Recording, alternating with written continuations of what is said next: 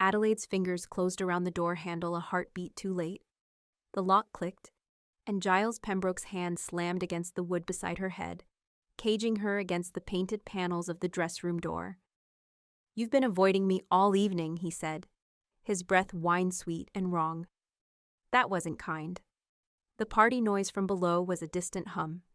Up here, in this narrow servants' corridor, lined with guest wardrobes and forgotten shawls, no one would hear her scream. He knew it. She knew it. Adelaide's heart hammered against her stays, but her voice came out level. "Mr. Pembroke, I was sent to fetch Lady Hartley's wrap. If you'll excuse me, I don't think I will." His free hand traced the curve of her jaw, too light to bruise but heavy with intent. "You have the most interesting eyes, Adelaide. And has anyone ever told you that?" Her mind catalogued exits with the precision that kept her employed. Locked door behind, Giles blocking front, window too small, dress room to her left, also locked. No weapons, no help. Only the truth she'd learned at 15 when her father's creditors came calling. Men like Giles Pembroke took what they wanted, and girls like her paid the price.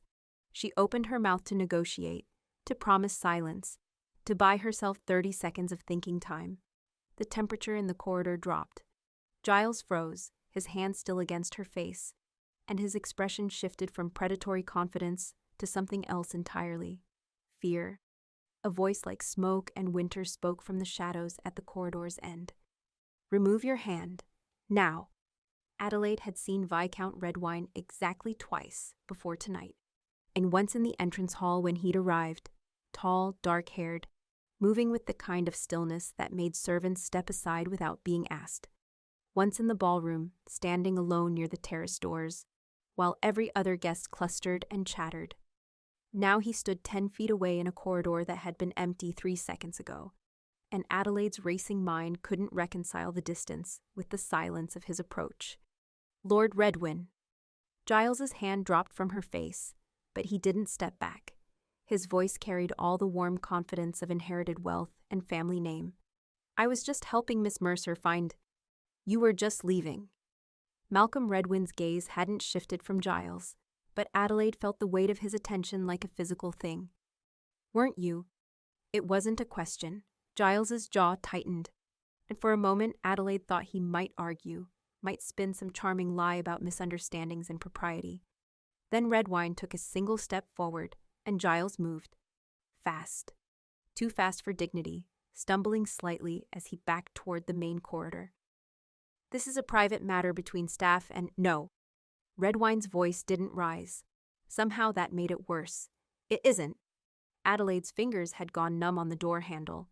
She forced them to move, to release, to drop to her sides in a pose that might look composed if you didn't notice the tremor. Giles looked at her then.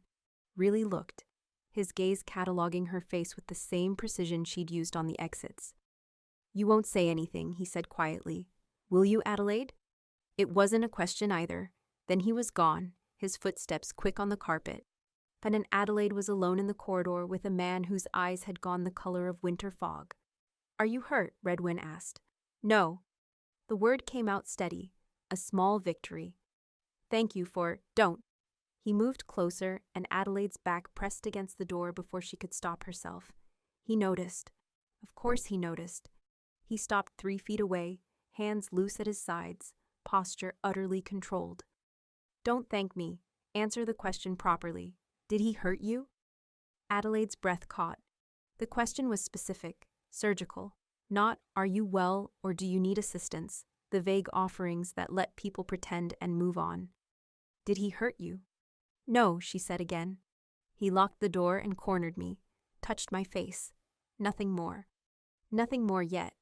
Redwine's gaze dropped to her hands, as Adelaide realized she'd clenched them in her skirt. "How did he get you up here?" "He didn't. Mrs. Henshaw sent me for Lady Hartley's wrap. He must have followed." "Must have." Redwin repeated the words like he was tasting them.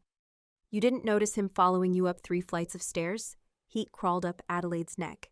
"I was hurrying. Lady Hartley wanted—" "I'm not criticizing you." His voice gentled a fraction. "I'm establishing facts. When did you realize he'd followed you?" "When I heard the lock click behind me." Something flickered across Redwine's face too quickly to read. He turned slightly, examining the corridor with the methodical attention of someone conducting an investigation. "This door," he gestured to the dress room. "Is it usually locked?" "No, the maids use it for—" Adelaide stopped. "Why does it matter?" "Because he had a key." Redwine's gaze returned to her face. "Which means he planned this. Which means you weren't the first." The words hit like cold water. Adelaide's mind raced through the implications.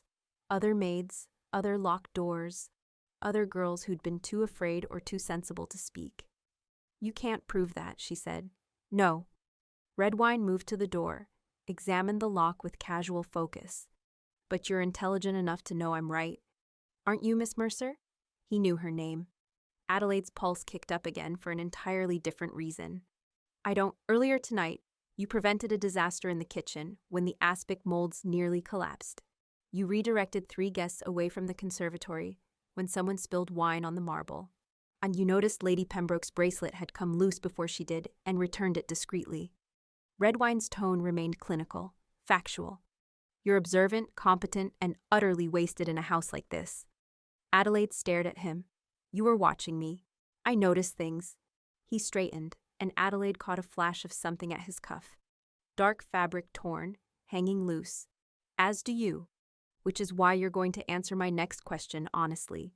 Do you feel safe working in this house?" The question was a trap. Adelaide knew traps. If she said yes, she was a liar or a fool. If she said no, she was complaining, ungrateful, the kind of troublesome maid who got dismissed without references. "I feel," she said carefully, "as safe as any woman in my position can expect to feel." Redwine's mouth curved slightly, not a smile, as something sharper, diplomatic, but not an answer. "It's the only answer I can afford to give." "What if I offered you a different option?" Adelaide's chest tightened. "I don't understand." "I think you do." Redwine crossed his arms, the picture of aristocratic control, but his eyes held something almost predatory. "You need money and safety. I need someone observant, intelligent, and capable of discretion. I'm proposing employment at my estate." The offer hung in the air between them like smoke.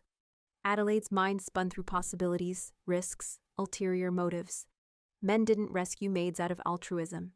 Men didn't offer employment to strange women in dark corridors without expecting something in return. "Doing what exactly?" she asked. "Officially, lady's maid to my aunt, Lady Constance. She's elderly, particular, as in requires someone with genuine competence." Redwine's gaze didn't waver. "Unofficially, I have a household to run and problems that require someone who notices what others miss." "Problems?" "Yes." "What kind of problems?" "The kind," Redwine said softly, "that involve locked doors and young women who aren't safe in their own employment." Adelaide's breath caught. He was talking about Giles, about patterns, investigations, the kind of justice that didn't happen in drawing rooms and ballrooms. "You want me to spy," she said. "I want you to survive." Redwine's voice dropped lower. "And I want men like Pembroke to face consequences. But I can't force you, so I'm offering you a choice. Stay here, where he knows your face and your vulnerabilities. Or come work for me, where you'll have protection, proper wages, and the ability to make him answer for what he tried to do tonight." It should have sounded too good to be true. It should have triggered every warning her father's death had taught her about men and promises. Instead, it sounded like possibility. "Why?" Adelaide asked. "Why help me?" Redwine was quiet for a long moment. When he spoke, his voice carried something she couldn't quite name. "Because I know what it's like to be underestimated, and because you have value beyond what this house sees." The words shouldn't have landed like they did, sharp and aching and dangerously close to hope. "I have a sister," Adelaide heard herself say. "Lillian. She's 14, living in St. Hilda's charity home. I send her money every month to keep her there instead of the workhouse. If I leave this position without references—" "You'll have references." Redwine's tone shifted to the pure business. "And a contract that guarantees wages, room and board, and a quarterly allowance sufficient to maintain your sister's placement. I'll have my solicitor draw up the terms tomorrow." Adelaide's throat closed. That's too generous. It's practical. I need someone I can trust, and trust requires security. Redwine pulled a card from his jacket, offered it to her. My London address. Send word by noon tomorrow if you accept. I'll arrange the transfer within the week. She took the card, her fingers brushing his for half a second. Heat flared up her arm, shocking, unwanted, impossible to ignore. Redwine's eyes darkened slightly, but his expression remained controlled. One more thing. Yes? When Pembroke threatened you, when he said you wouldn't say anything, did you secure any evidence? Adelaide's free hand moved to her pocket before she could stop herself. The torn piece of lace from Giles's cuff snagged when she'd pushed against him. She'd grabbed it instinctively, the way she grabbed anything that might matter later. You did, Redwine said, reading her movement. Good. Keep it. And Miss Mercer? Yes, my lord. If Pembroke approaches you again before the transfer, you send word to me immediately. Not Mrs. Henshaw. Not the housekeeper. Me. His voice dropped to something almost gentle. Do you understand?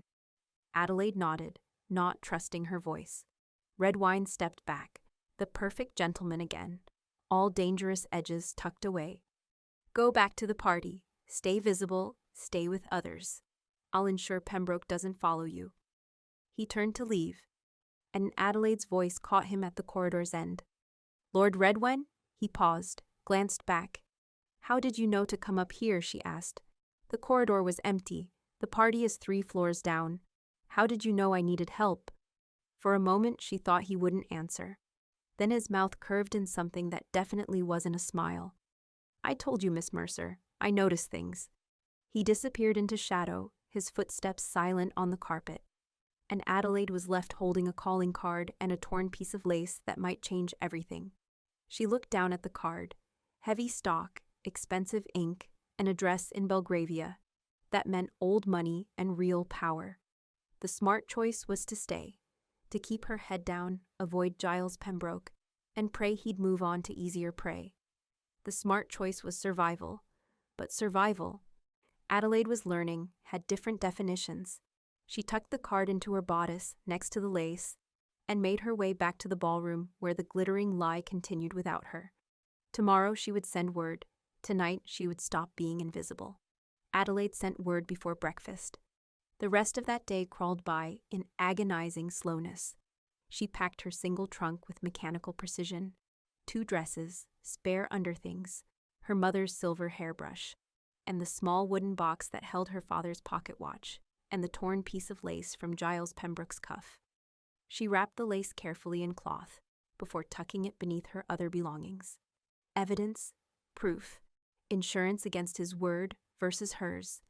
Mrs. Henshaw watched her with thin-lipped disapproval, but said nothing.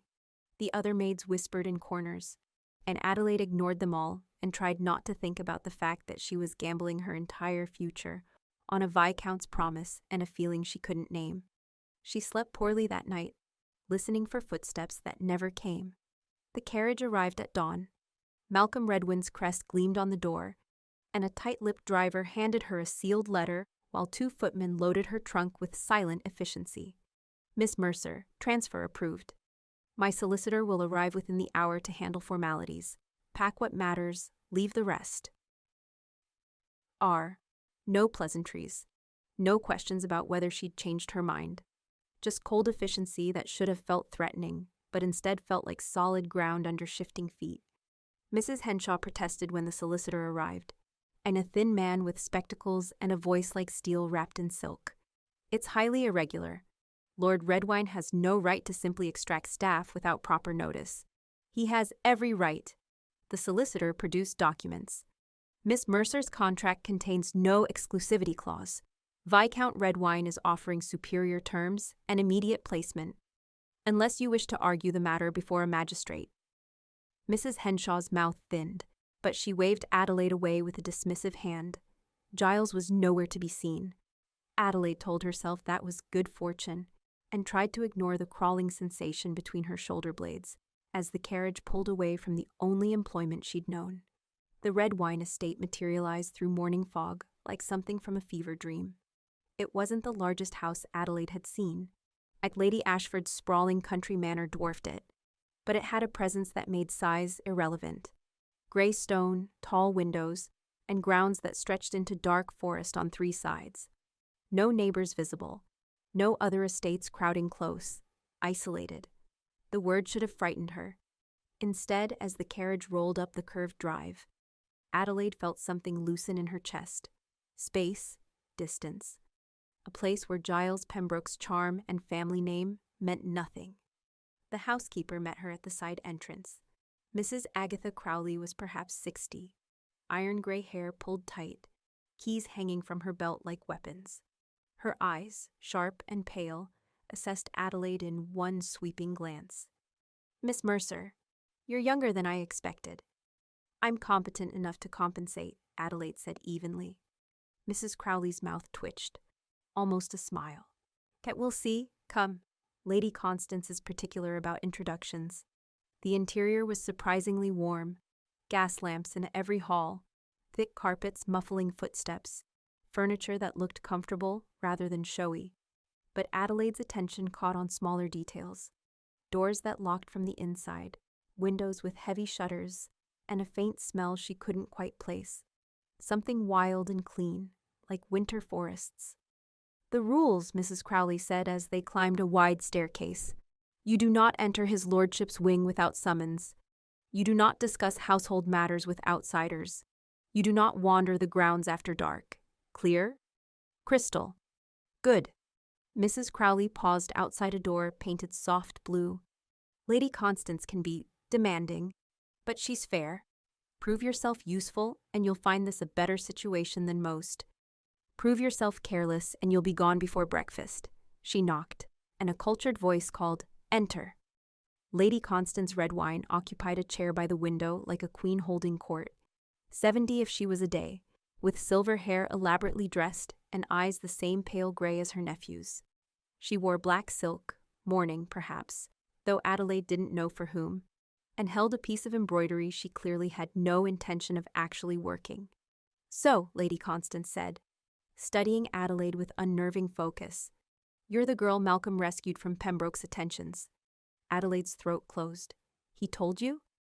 "Malcolm tells me very little, but I have eyes, and I read the morning correspondence." Lady Constance set down the embroidery. "Giles Pembroke's mother sent a rather frantic note suggesting my nephew poached staff improperly, which tells me everything I need to know about what her son attempted." Heat crawled up Adelaide's neck. "Lady Constance, you will call me Lady Constance, not my lady, and you will not apologize for being attacked." The older woman's voice sharpened. "Men like Giles Pembroke have been cornering vulnerable girls since before I was born. The fact that you escaped with your reputation intact is credit to Malcolm's intervention and your own good sense." Adelaide swallowed hard. "Thank you, Lady Constance. Don't thank me yet. I require a competent lady's maid, not a charity case." Lady Constance gestured to a small desk in the corner, piled with correspondence and what looked like household ledgers. "My previous girl left rather suddenly. She managed my correspondence, my wardrobe, and assisted Mrs. Crowley with household accounts. Can you manage figures?" "Yes, ma'am. My father was a clerk before he died. He taught me bookkeeping." "Excellent. Then you'll review last month's household expenses and identify any discrepancies. I suspect someone has been helping themselves to the larder budget." Lady Constance's smile was thin and knowing. "Consider it your first test." The ledgers were meticulous, too meticulous. Adelaide spread them across the desk and began cross-referencing entries, her mind falling into the familiar rhythm of numbers and patterns. Mrs. Crowley brought tea at some point. Lady Constance read letters and occasionally offered dry commentary about neighbors and social obligations. And the afternoon light shifted across polished floors, and there, Adelaide's fingers stopped on a line item dated 3 weeks prior. "Lady Constance, your larder expenses show 2 separate orders from Hartwell and Sons on the same day. One for standard supplies, one marked additional provisions for a state party. But according to your social calendar, you hosted no party that week." Lady Constance looked up sharply. "You're certain?" Adelaide checked the dates twice. "Yes, ma'am. And the signature authorizing the second order isn't Mrs. Crowley's usual hand." "Show me." Adelaide brought the ledger over, pointing to the discrepancy. Lady Constance studied it with the focus of someone conducting an investigation, not managing household trivia. Well, the older woman said quietly, "That's interesting. The junior footman has been with us 6 months, just long enough to learn the systems, but not long enough to earn real trust." She closed the ledger with a decisive snap. "You'll report this to Malcolm directly, but know this, Miss Mercer. The forgery was deliberate bait. I wanted to see if you'd catch it and how quickly. You've passed." Adelaide's breath caught. "It was a test?" "Everything here is a test." Lady Constance's gaze softened slightly. "Malcolm needs people he can trust with more than just household accounts. You've just proven you notice what others miss. Now let's see if you can handle what comes next." The words landed oddly, too specific, too weighted with meaning Adelaide didn't quite grasp. But she nodded and took the ledger downstairs to find Mrs. Crowley, who directed her to Malcolm's study with an unreadable expression.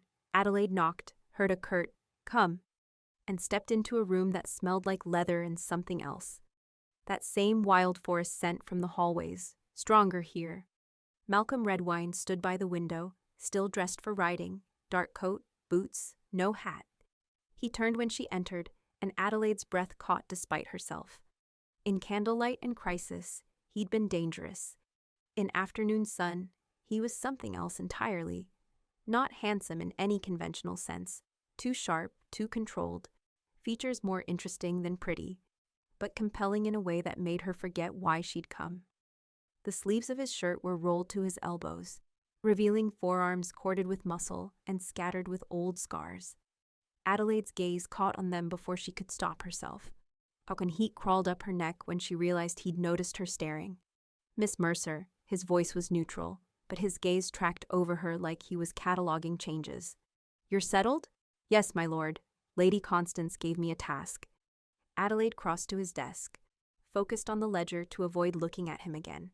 She explained the discrepancy with clinical precision. Malcolm listened without interrupting. When she finished, he opened the ledger, examined the forged signature, and said, "Good." That was all, just good, like she'd confirmed the weather. "The footman in question has already been dismissed," he continued. "Lady Constance set the trap weeks ago. She wanted to see how long it would take you to find it." "And if I hadn't found it?" Malcolm's mouth curved slightly. "Then we would have known you weren't the right fit." But you are." He closed the ledger, set it aside, and the air between them suddenly felt thicker. "You've been here 6 hours, and you've already proven what I suspected. You're wasted as ordinary staff." "Then what am I?" The question came out sharper than Adelaide intended. Malcolm studied her for a long moment, and Adelaide became acutely aware of the distance between them, or lack of it. She'd moved closer without realizing, drawn by something she couldn't name. Close enough to see the silver threading through the gray of his eyes, close enough to feel the heat radiating from him. "Someone I'm beginning to trust," he said quietly, "which is more dangerous than you realize." Adelaide's pulse kicked up. The intensity in his gaze made her want to step back and step closer in equal measure. She did neither, holding her ground even as her heart raced. Before she could respond, a knock sounded. Mrs. Crowley entered without waiting for acknowledgement, her expression grim. The moment shattered. Malcolm stepped back, control sliding into place so smoothly, Adelaide almost wondered if she'd imagined the heat between them. "A letter arrived, from town." Mrs. Crowley handed Malcolm a sealed envelope, then glanced at Adelaide. "Addressed to Miss Mercer, but opened by the postmaster in error. I thought you should see it first." Malcolm's hands stilled on the paper, the only sign of reaction. He broke the seal, scanned the contents, and his expression went cold as winter stone. "What is it?" Adelaide asked. He handed her the letter without comment. The paper trembled in her hands as she read. "Dearest Adelaide, I'd such a shame about the misunderstanding at Lady Ashford's party. I do hope your new position works out, though I fear your reputation may have been somewhat damaged by your sudden departure. People talk, you understand, particularly when young women accept employment from unmarried gentlemen with such haste. I'd hate for such unfortunate gossip to reach St. Hilda's. Your sister's placement there is so precarious, isn't it? A word in the wrong ear about her sister's questionable judgment, and who knows what the board might decide. Do give my regards to Lord Redwine. GP. The room tilted. Adelaide's fingers clenched on the paper hard enough to crease it. He's threatening Lillian, she whispered. Yes. Malcolm's voice was utterly calm, which somehow made it worse.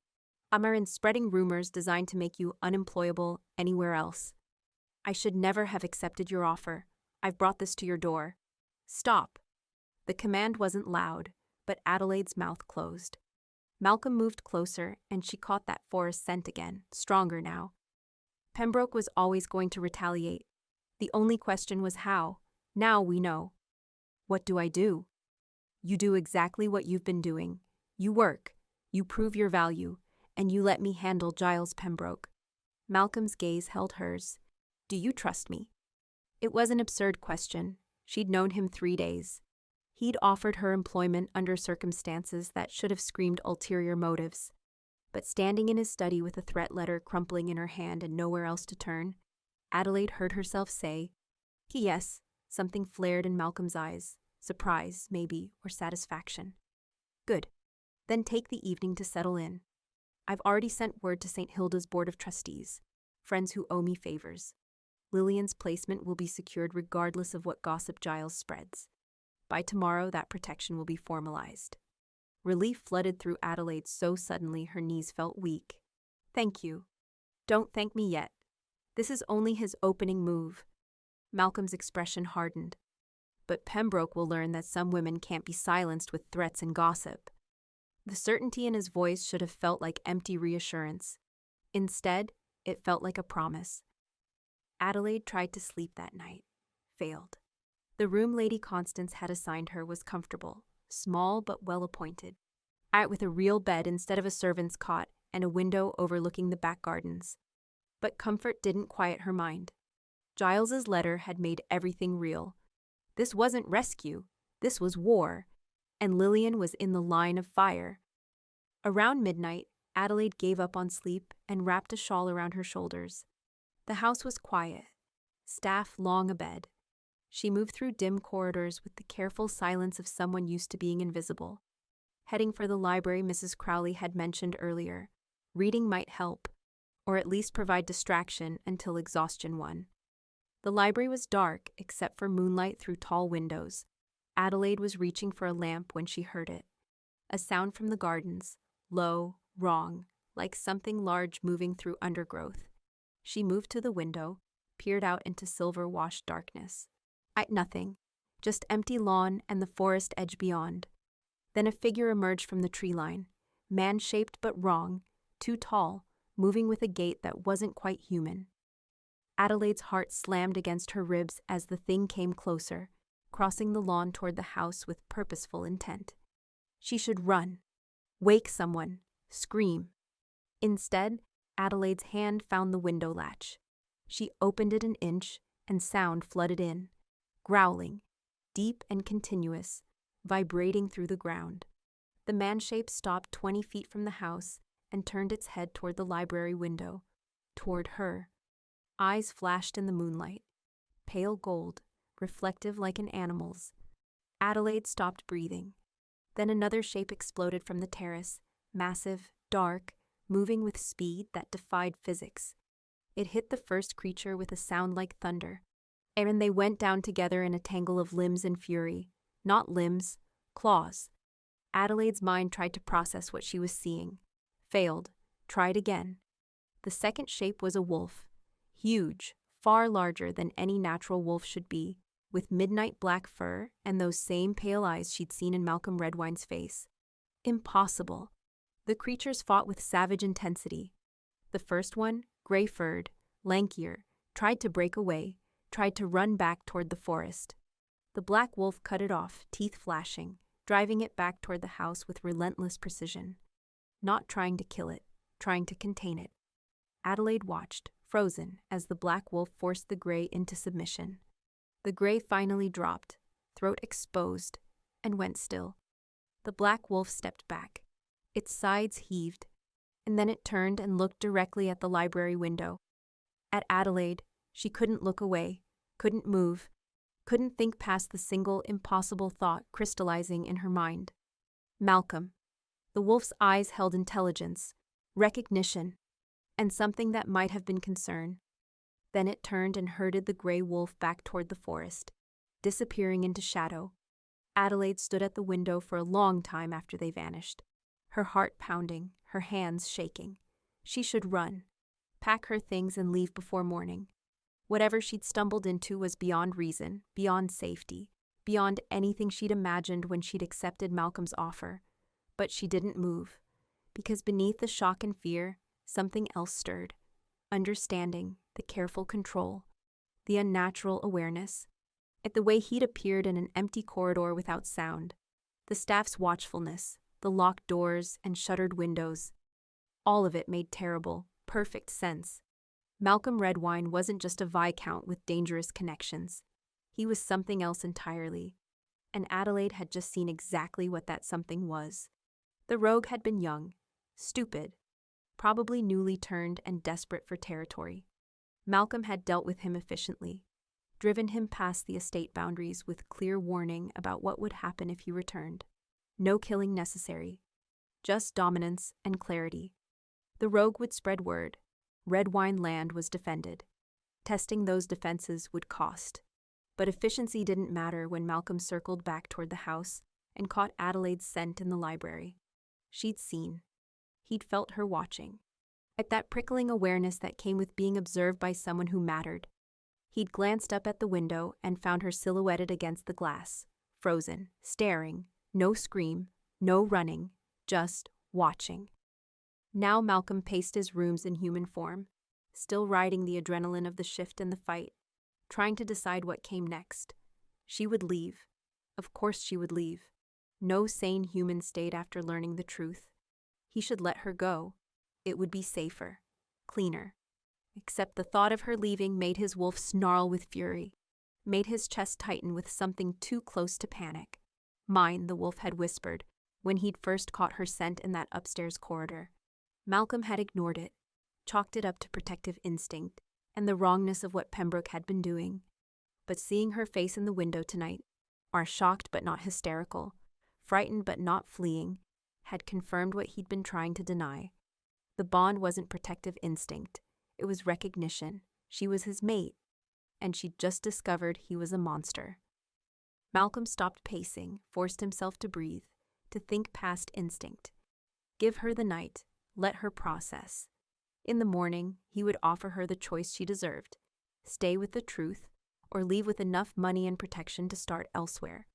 He wouldn't force this, wouldn't trap her, even if every fiber of his being screamed to go to her now, to explain, to beg her not to run. Instead, Malcolm stood at his window and watched her light stay burning in the east wing until dawn crept over the horizon. She didn't leave, and that terrified him more than any rogue ever could. Malcolm summoned her before breakfast.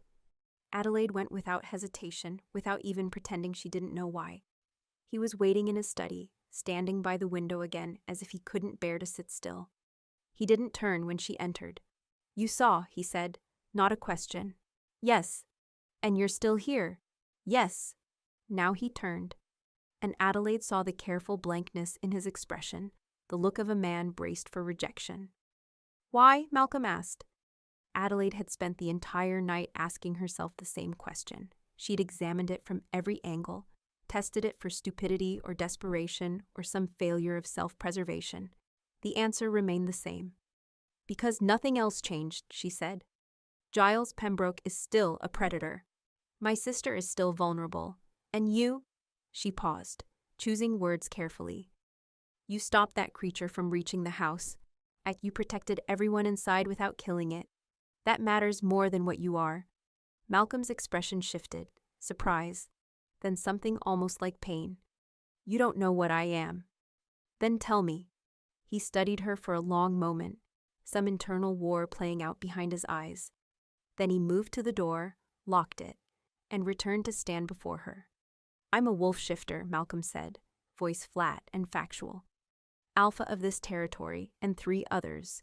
What you saw last night was a rogue, someone outside pack law, testing boundaries. I removed him without killing because that's pack justice, not human law." Adelaide's legs felt unsteady. She sat without asking permission. How many others are there? Thousands, hidden in plain sight across England and beyond. Malcolm's gaze never left her face. We have rules, hierarchies, territory agreements. Most humans never know we exist.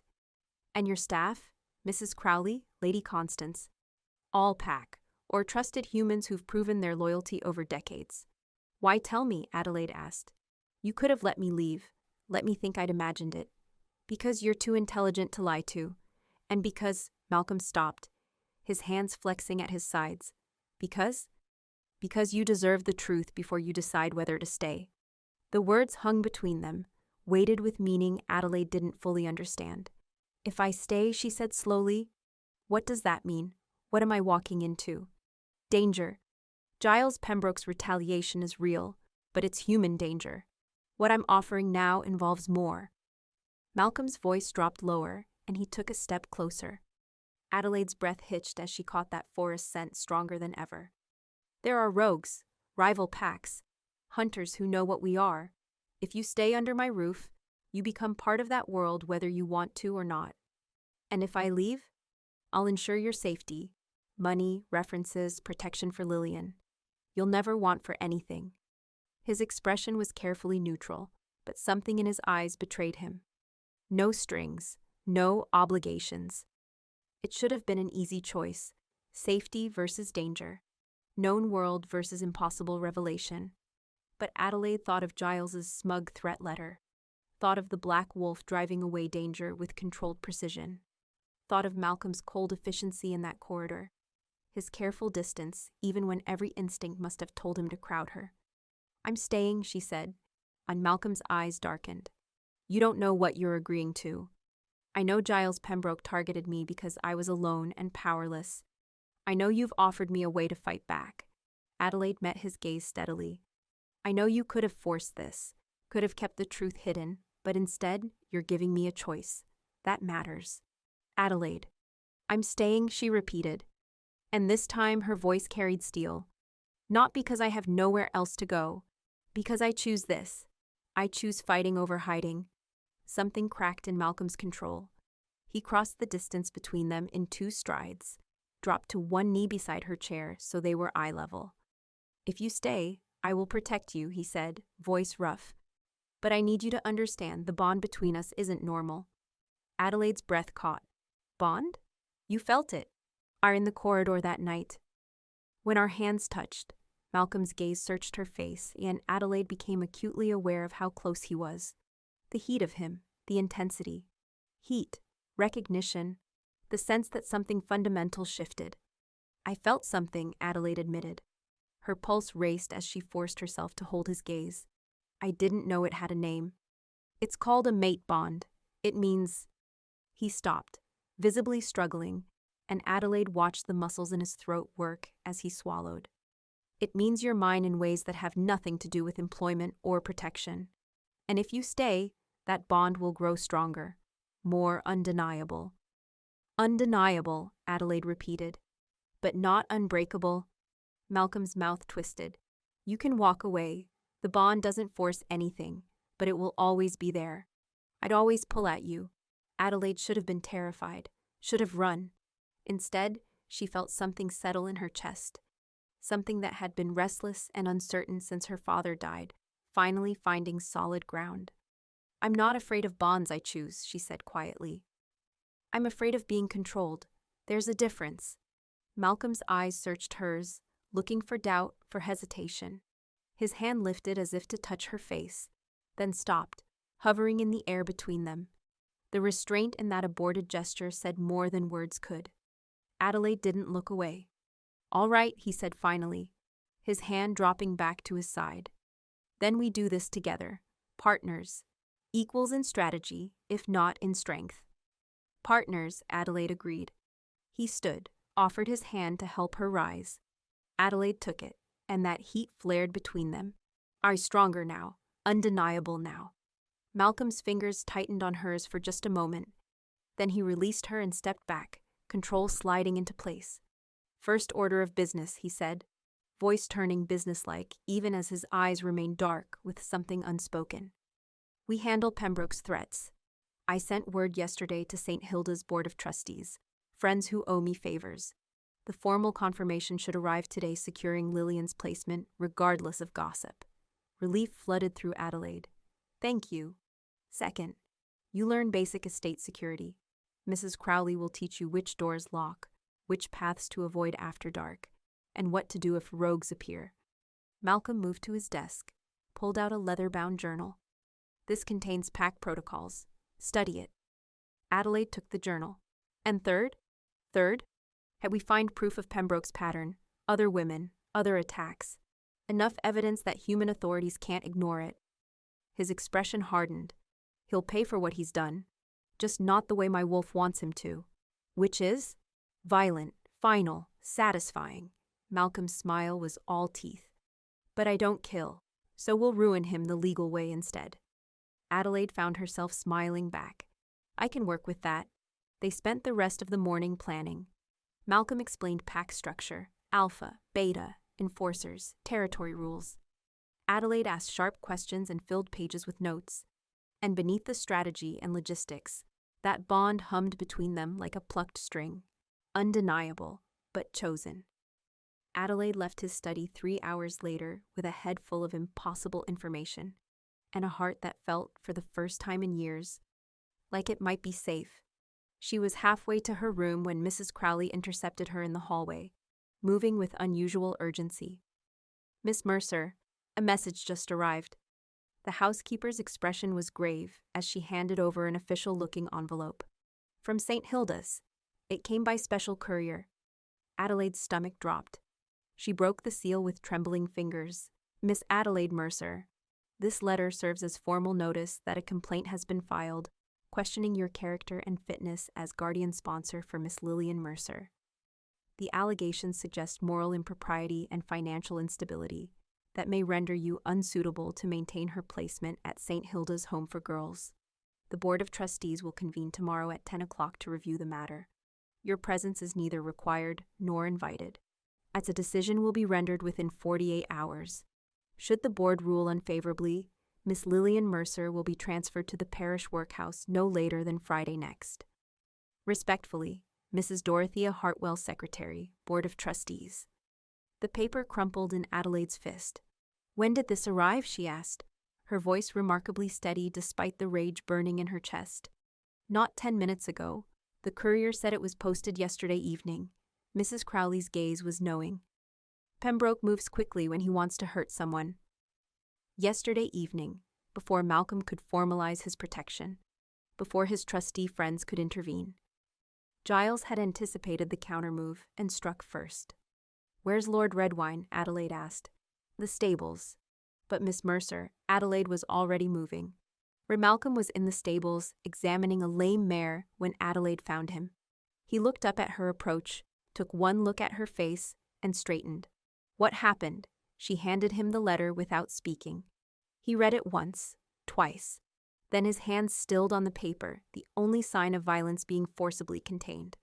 Yesterday evening, he said quietly. He posted this before my trustees could intervene. Yes.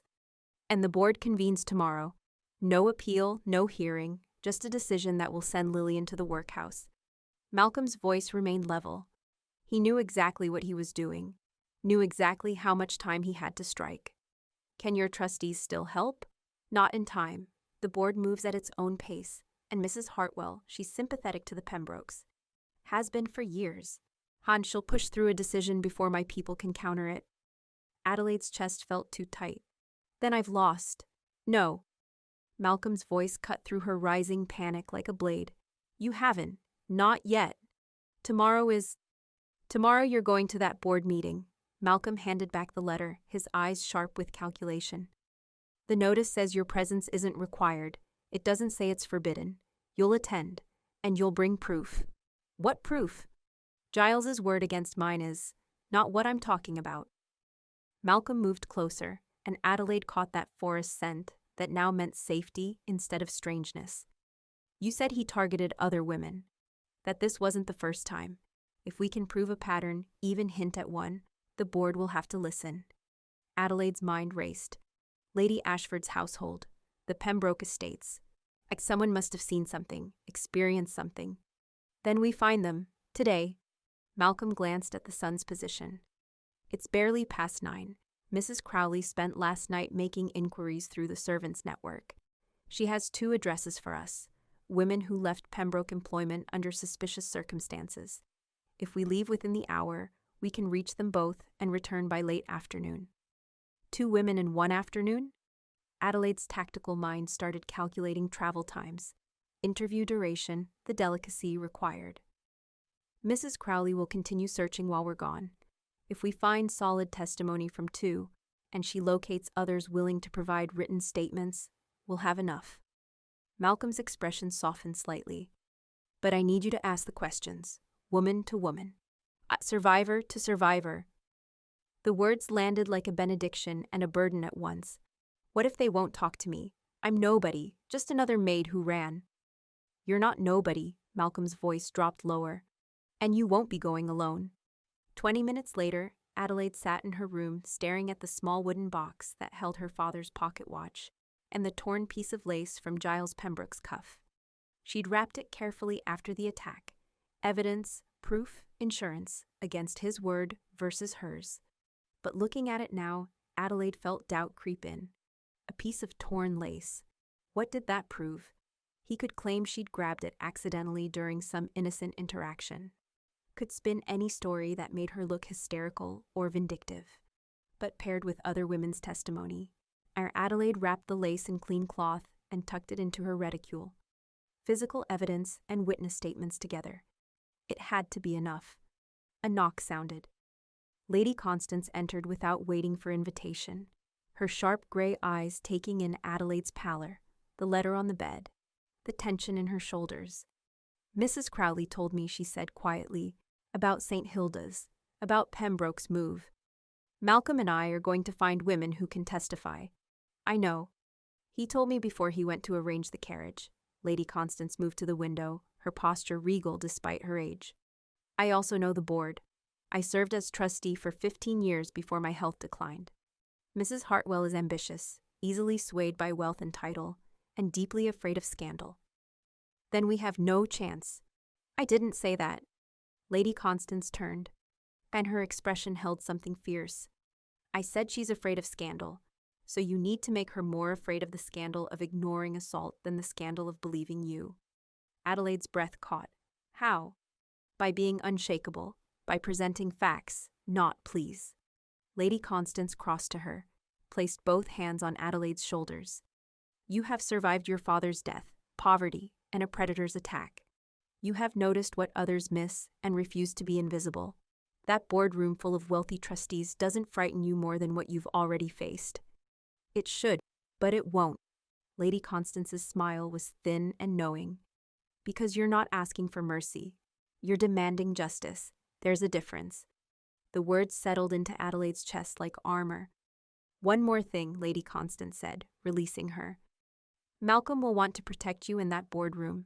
He'll want to speak for you, shield you from their judgment. Her gaze sharpened. Don't let him. This fight is yours. Win it yourself. They took a closed carriage to preserve propriety. A Viscount traveling with his aunt's lady's maid could be explained as a state business. Malcolm sat across from Adelaide, far enough for decency, but close enough that his presence filled the small space. The first address is a boarding house in Whitechapel, he said, consulting notes. Mary Fletcher. She worked as a scullery maid at the Pembroke's London house 2 years ago. Left suddenly, no references. You think Giles. I think the pattern is there if we look. Malcolm's gaze was steady. Mrs. Crowley's contact suggested Mary would talk if approached correctly. And I've arranged something else. He pulled an envelope from his coat. I sent word last night to the Bishop of London, a personal friend who owes me several favors. He's providing a character letter attesting to your good character and my household's reputation. It should arrive by courier this afternoon, in time for you to bring it tomorrow. Relief and surprise flooded through Adelaide. You did that before we even knew about the formal complaint. I did it the moment Giles sent his first threat letter. Malcolm's mouth curved slightly. I don't leave people I care about undefended, Adelaide, and I always plan 3 moves ahead. The carriage hit a rut. Adelaide swayed forward, and Malcolm's hands came up to steady her, one at her waist, one at her shoulder. For a moment they were close enough that she could see the exact shade of gray amber in his eyes, could feel the heat of him through her dress. "Thank you," she said quietly, "for all of it." Malcolm's thumb brushed against her collarbone, barely a touch, gone almost before it registered. "Don't thank me yet. We still have to win." Then the carriage steadied, and he released her, settling back against his seat with visible effort. Adelaide's heart pounded. The air between them felt charged, electric, full of things neither of them was saying. "The second address?" she asked, forcing her voice steady. "Sarah Winters, former lady's maid at the Pembrokes country estate. Mrs. Crowley's network says she's working at a draper's shop in Cheapside now." Malcolm's expression darkened. "She left 3 years ago under circumstances the housekeeper wouldn't discuss. That silence tells me everything." "2 women in 1 afternoon," Adelaide said. "Will that be enough?" "Combined with the other statements Mrs. Crowley is gathering, yes. She has 3 more names. Servants willing to provide written testimony, even if they won't appear in person." Malcolm leaned forward slightly. "But Adelaide, I need you to understand something. What you're asking these women to do is dangerous. Giles Pembroke has power, family, money. Speaking against him could destroy them." "I know." Adelaide's throat tightened. "I'm asking them to risk everything." "No, you're asking them to stand with you. There's a difference." His gaze held hers. "And sometimes solidarity is the only weapon people like us have. People like us." Yet the words shouldn't have landed as hard as they did. Mary Fletcher lived in a cramped room on the 3rd floor of a building that smelled like boiled cabbage and desperation. She answered the door with a baby on her hip and suspicion in her eyes. "I'm not buying anything, and if you're from the church—" "I'm not." Adelaide kept her voice gentle. "My name is Adelaide Mercer. I worked at the Ashford House, where the Pembrokes were guests. I'm here because Giles Pembroke cornered me in a locked room, and I want to know if he did the same to you." The change in Mary's expression was instantaneous. Fear, then recognition, then something like relief. "He did, didn't he?" Adelaide pressed. Mary glanced past her to where Malcolm waited at the base of the stairs, visible but distant, giving them space. Who's he?" "Someone helping me stop it from happening again." Adelaide met her eyes. "Please, I have a sister. Giles is trying to take her from me because I escaped. If I can prove he's done this before." "The butler's pantry," Mary said quietly. 6 months into my position, he said he needed help finding wine for dinner, locked the door behind me." Her arms tightened around the baby. "I got away, bit his hand hard enough to draw blood and ran. But they dismissed me the next day for theft. No references, no character letter, just gone." Adelaide's throat closed. "Did you tell anyone?" "The housekeeper. She said I was lying for attention." Mary's laugh was bitter. "Funny how girls like us are always lying, isn't it?" "Not anymore." Adelaide pulled out a small notebook Malcolm had given her. "If I write down what you just told me, will you sign it? I can't promise it'll be easy, but I can promise you won't face it alone." Mary studied her for a long moment. Then she nodded. "What do I write?" Sarah Winters was harder to find. The draper's shop had 3 locations, and she'd transferred between them twice in the past year. When they finally located her in Cheapside, she took one look at Malcolm and started to close the door. "Please," Adelaide said quickly. "I'm not here about him. I'm here about Giles Pembroke." Sarah froze. "I don't know anyone by that name." "Yes, you do. You worked at his country estate 3 years ago. You left without references." Adelaide kept her voice low, urgent. "He cornered me, too, in a dress room during a party. And now he's trying to destroy me for escaping. I need your help." Sarah's hands trembled on the doorframe. "I can't. And if he finds out I talked, he's already destroying women's lives. He'll keep doing it until someone stops him." Adelaide pulled out Mary Fletcher's signed statement. "You're not alone. Others are speaking up. Please." For a long moment, Sarah didn't move. Then she opened the door wider. "The conservatory, during a winter house party. He said he wanted to show me the orchids."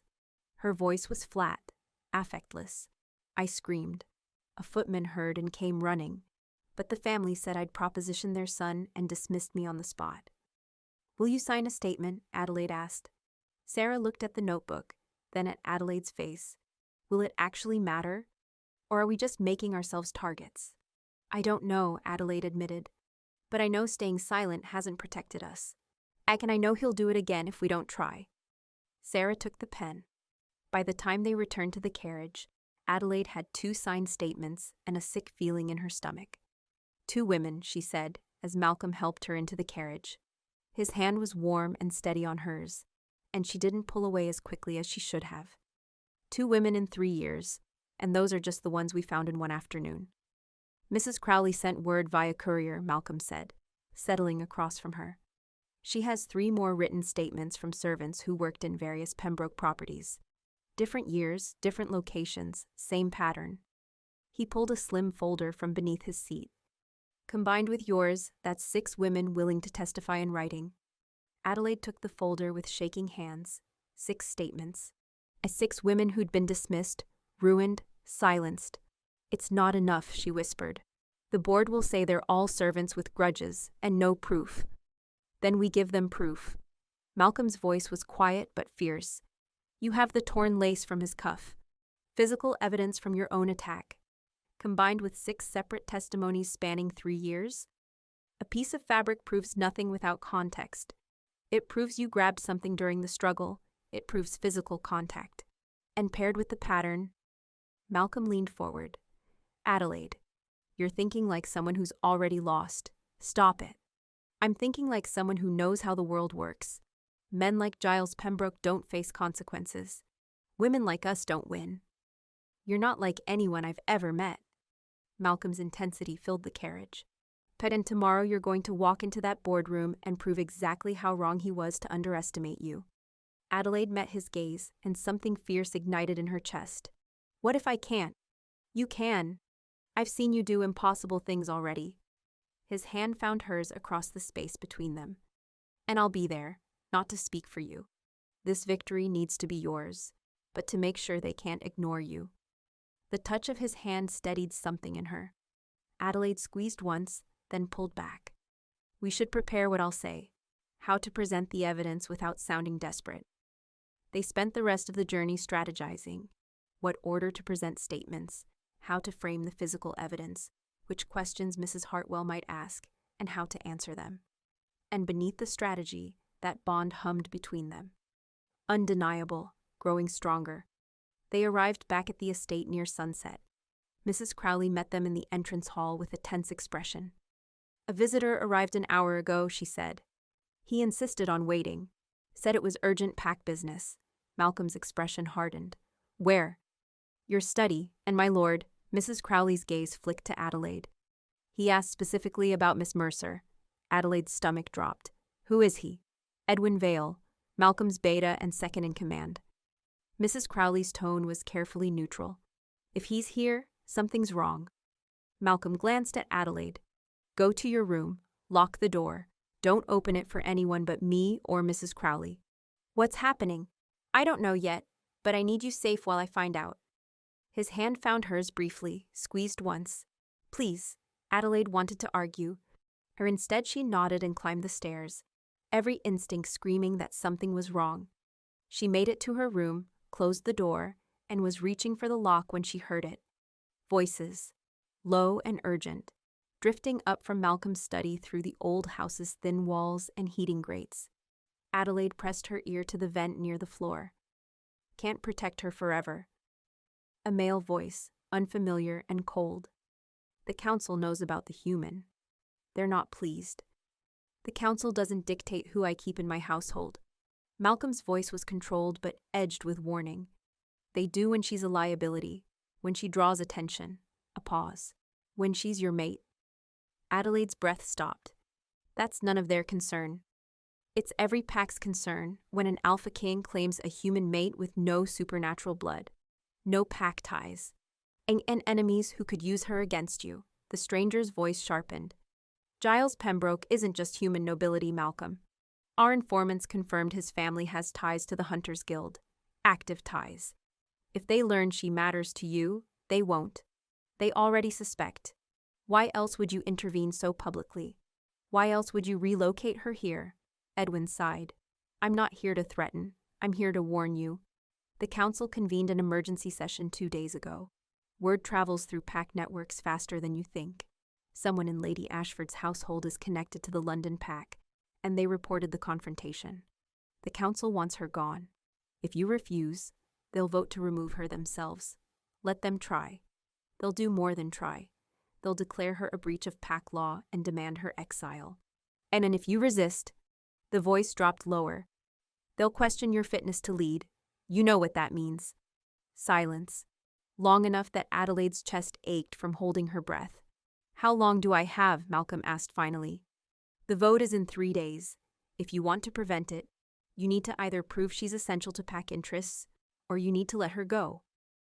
More silence, then footsteps, a door opening and closing, and the murmur of voices fading. Adelaide sat back, her mind reeling. Alpha King, council, exile. Malcolm hadn't just offered her employment. He'd risked his entire position. For her. And she'd had no idea. She found him an hour later on the terrace, staring out at the dark forest. He didn't turn when she approached. You were supposed to lock your door, he said quietly. I heard. Now he turned, and then Adelaide saw exhaustion written in every line of his face. How much? Enough. She moved closer, her heart pounding. You're not just an alpha, you're Alpha King. And the council wants me gone because I'm your mate. Malcolm's expression went carefully blank. Adelaide, don't lie to me. Not now. She stopped an arm's length away. You said we were partners. Equals. That means you don't get to hide things that affect us both. I was trying to protect you. From what? The truth? Adelaide's voice shook with anger and something else. You're risking everything for me. Your position, your authority, your PAC. And you didn't think I deserved to know? I thought. Malcolm stopped, his control cracking. I thought if you knew the cost, you'd leave. And I couldn't. He turned away, his hands gripping the terrace railing. I can't let you go. The confession hung in the night air like a held breath. Adelaide stepped closer, close enough to feel the tension radiating from him. Why? You know why. Say it. Malcolm's head bowed. When he spoke, his voice was raw. Because you're my mate. Because every instinct I have screams to keep you close and safe. Because the thought of you walking away makes me want to burn down the world. He looked at her then, and his eyes held something desperate. Because I'm falling for you in ways that terrify me. And I've known you less than a week, and it's impossible and inevitable all at once. Adelaide's breath left in a rush.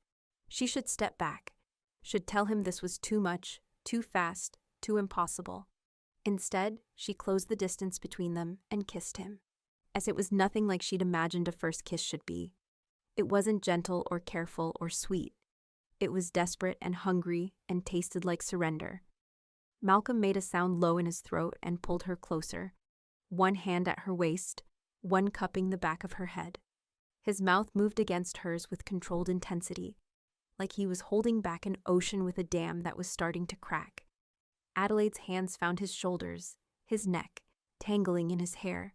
She'd never been kissed before, never wanted to be kissed before, but this felt inevitable, like every moment since that corridor had been leading here. When they finally broke apart, both breathing hard, Malcolm rested his forehead against hers. We can't, he started. Don't you dare tell me what we can't do. Adelaide's voice was fierce. Not after that confession, and not after everything.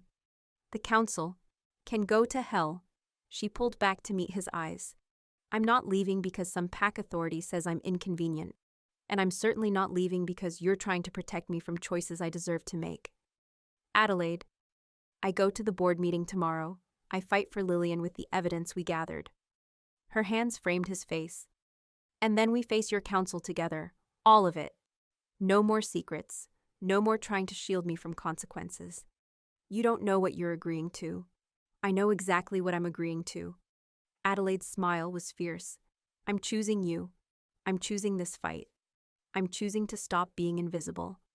Malcolm kissed her again, slower this time, deeper, his hands gentle even as she felt the tremor in them. When they broke apart, he pressed his lips to her forehead, her temple, breathing like he'd run a mile. 3 days, he said quietly. We have 3 days to prove to the council that you're essential. Then we'd better not waste time. Adelaide stepped back, already thinking. Tomorrow the board. After that, we plan. After that, Malcolm agreed, we fight. The St. Hilda's board met in a stone building that smelled like old wood and older judgment. Adelaide arrived precisely at 10, her best dress pressed, the folder of statements tucked under her arm, the torn lace wrapped in cloth in her reticule. Malcolm's words from that morning echoed in her mind.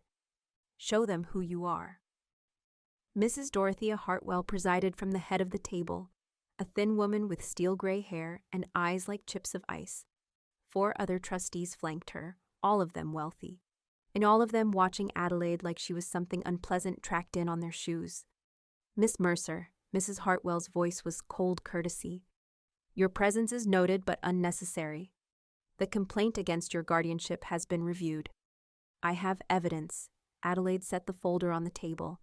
Signed statements from 6 women detailing a pattern of assault by Giles Pembroke over 3 years. The man whose complaint you're considering is a predator, and I can prove it. Silence. Then Mrs. Hartwell smiled thinly. These are serious allegations, Miss Mercer.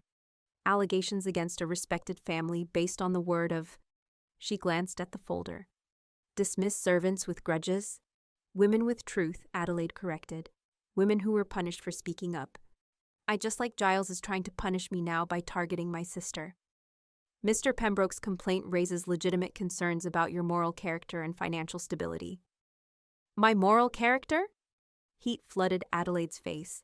I was attacked. I escaped. I found respectable employment. The only question of morality here is why you're taking the word of a man with 6 assault complaints over the women he targeted. That is quite enough. Mrs. Hartwell's voice cracked like a whip. Your employment with an unmarried viscount, your sudden departure from a reputable household, your accusations against a family of good standing, all of this demonstrates exactly the kind of poor judgment that makes you unsuitable as a guardian sponsor.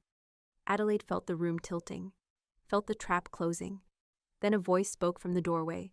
Actually, it demonstrates courage. Malcolm Redwine stepped into the room, and every trustee straightened in their chairs. Lord Redwine. Mrs. Hartwell's composure cracked slightly. This is a closed board meeting, which you'll reopen for 5 minutes to hear character testimony. Malcolm moved to stand beside Adelaide, and she felt strength flow into her from his mere presence. Miss Mercer is employed as my aunt's lady's maid. Her character is impeccable, her work exemplary, and her financial situation is guaranteed by my household's wages and my personal assurance of her sister's support. My lord, with all respect, your interest in Miss Mercer's welfare is part of the concern. My interest in Miss Mercer's welfare is based on competence and character. If you're suggesting impropriety, I suggest you choose your next words carefully. Malcolm's voice dropped to something dangerous. Because questioning the honor of my staff is questioning mine, and I don't respond well to that. The room went very quiet. Furthermore, Malcolm continued, pulling a document from his coat, I have a signed letter from the Bishop of London, a personal friend, attesting to Miss Mercer's good character and my household's reputation, unless you plan to question his judgment as well. Mrs. Hartwell's face went white. Malcolm set the letter on the table beside Adelaide's folder. And one more thing, Miss Mercer also has physical evidence from the attack itself. He glanced at Adelaide, and she understood. Her hands shook slightly as she pulled out the cloth-wrapped lace and unwrapped it on the table. Torn from Giles Pembroke's cuff during the struggle, Adelaide said, her voice steady despite her racing heart. I grabbed it when he cornered me. It's monogrammed. You can verify it belongs to him. Combined with 6 separate assault testimonies, this proves pattern and physical contact. One of the other trustees, an older man who'd been silent until now, leaned forward to examine the lace. The monogram is genuine. I recognize the Pembroke family crest. Mrs. Hartwell's mouth thinned. The board will deliberate. You may wait outside. They waited in the corridor for what felt like hours but was closer to 90 minutes. Adelaide paced while Malcolm stood motionless, his control absolute. That wasn't Plan A, Adelaide said finally. Plan A was you winning on your own merits. Our Plan B was making sure they couldn't ignore you. Malcolm's mouth curved slightly. You did the first part beautifully. I just provided insurance. The Bishop of London owed me a favor, several favors actually. He glanced at her, and meant every word of that letter. You do have impeccable character. Adelaide's throat closed. Thank you for being there, for always. The word was simple, absolute. Before Adelaide could respond, the door opened. Mrs. Hartwell emerged, her expression sour. The board has reached a decision. Miss Lillian Mercer's placement will remain unchanged. The complaint has been dismissed as unsubstantiated. Relief flooded through Adelaide so suddenly her knees felt weak. Malcolm's hand found her elbow, steadying her. However, Mrs. Hartwell continued coldly, any future concerns about guardianship will be taken very seriously. I suggest you ensure your conduct remains beyond reproach, Miss Mercer. It was a warning and a threat. Adelaide lifted her chin. My conduct has always been beyond reproach. The only question is whether you'll continue to believe predators over their victims. Mrs. Hartwell's mouth thinned, but she said nothing, just turned and swept back into the boardroom. Malcolm's hand tightened briefly on Adelaide's elbow. Come, you've won. Don't give them the satisfaction of seeing you doubt it. They made it to the carriage before Adelaide's composure cracked. Then she was laughing and crying at once, the relief overwhelming. Lillian's safe, she whispered. She's safe. Yes. Malcolm's voice was gentle. You fought for her, and you won. Adelaide looked at him through tears. But we won. We won, he agreed. For one perfect moment, the world felt right. Then Malcolm's expression shifted, and Adelaide felt the weight of what came next settling back onto her shoulders. We have 2 days before the council vote, he said quietly. We need a plan. Adelaide wiped her eyes, steadied herself. Then let's go home and make one. Home. The word felt right in ways she hadn't expected. But as the carriage pulled away from St. Hilda's, Adelaide couldn't shake the memory of Edwin's warning. Giles Pembroke's family has ties to the Hunters Guild. Active ties. She'd won the battle for Lillian. But the war with Giles and the supernatural dangers Malcolm had been shielding her from was just beginning. They had 2 days to save Malcolm's position and Adelaide's place in his world. Mrs. R. Crowley assembled the War Council in Malcolm's study that evening. Malcolm, Adelaide, Lady Constance, and Edwin Vale, the beta whose warning had started everything. The council wants proof Adelaide is essential to pack interests, Edwin said, spreading documents across the desk. Not just valuable to you personally, Malcolm. Essential to pack security, territory stability, or supernatural governance. She found a forged authorization in 3 hours that my own staff missed for weeks, Malcolm countered. Human bookkeeping. Edwin's tone wasn't dismissive, just factual. The council will say you can hire any competent accountant. She gathered evidence that took down a predator with hunter connections. Human justice still doesn't prove pack necessity. Edwin met Malcolm's gaze steadily. I'm not arguing against her, and I'm telling you what they'll say. You need something that bridges both worlds, something only she can do because of who she is and where she's positioned. Silence fell. Then Adelaide spoke. Giles has hunter connections, active ties, you said. Yes, Edwin turned to her. The Pembroke family has funded hunter operations for 3 generations. Nothing overt, they're careful, but our informants confirmed Giles himself met with a hunter cell in London 2 weeks ago. Adelaide's mind raced, connecting threads. Before or after the party where he attacked me? After, 3 days after. Edwin's expression sharpened. Why? Because if he knows what Malcolm is, if he knows I matter to Malcolm, then I'm not just leverage. Adelaide looked at Malcolm. I'm bait. The room went very still. He could use you to draw Malcolm out, Lady Constance said quietly, expose him publicly, or worse. Or he could use me to bring hunters directly to this estate. Adelaide's voice steadied as the strategy crystallized.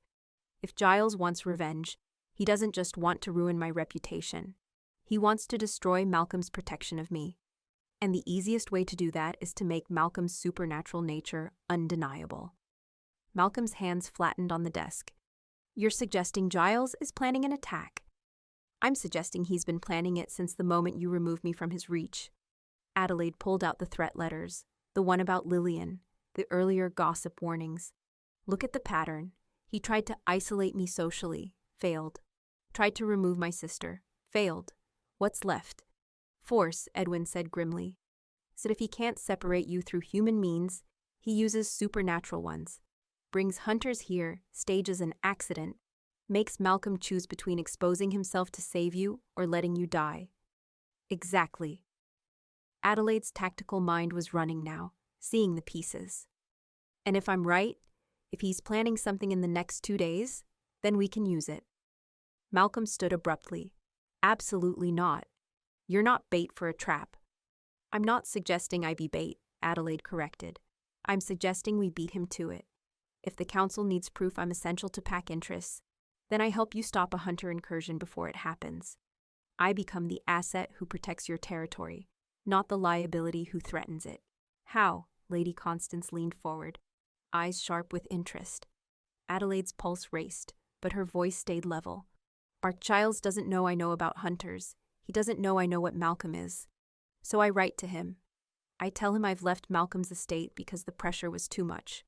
I'm returning to London, vulnerable and alone. She met Malcolm's gaze. And when he comes for me, when he brings whatever force he's been planning, we're ready. No. Malcolm's voice was flat. I won't use you as bait. You're not using me. I'm volunteering. Adelaide crossed to stand before him. Malcolm, listen.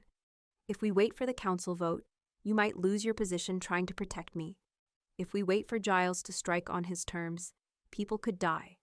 But if we control the when and where, if I help you defend your territory with intelligence and strategy,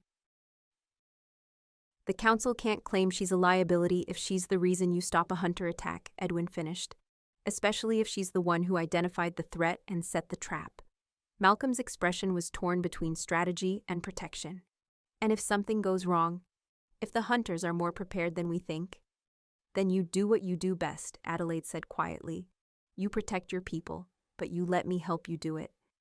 For a long moment, Malcolm just looked at her. Then he turned to Edwin. How many hunters could Giles realistically bring? If he's working with the London cell? 4 to 6.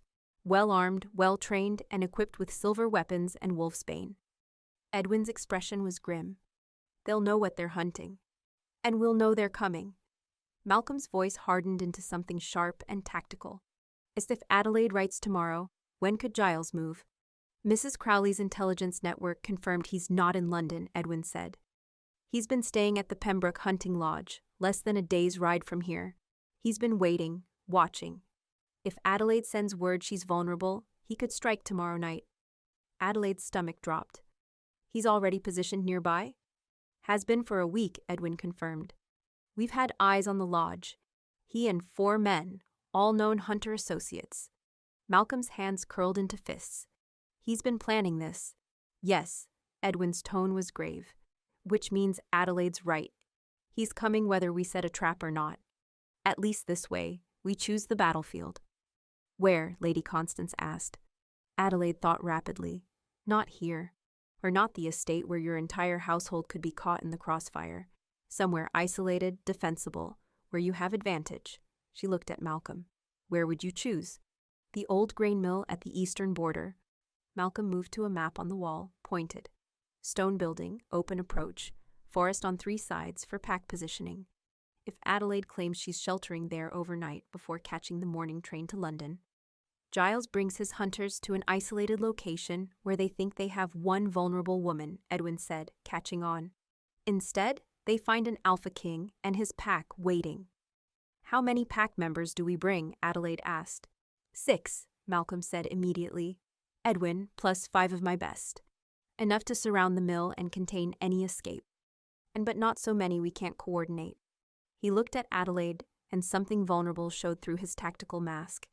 You'll be inside the mill. Actually inside, as the trigger for their approach. But the moment they enter the clearing, I signal and you move. Adelaide's heart pounded. What's the signal? Lamp in the window, 3 short flashes. Malcolm's gaze held hers.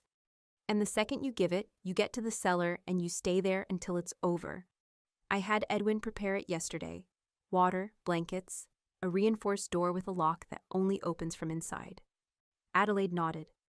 I memorized the mill's layout this morning when we scouted it. Cellar stairs are behind the old grain chute. If I need to hide, I know every corner. Good. Malcolm's hand came up as if to touch her face, then dropped. Adelaide, as if anything goes wrong, if they get past us. They won't.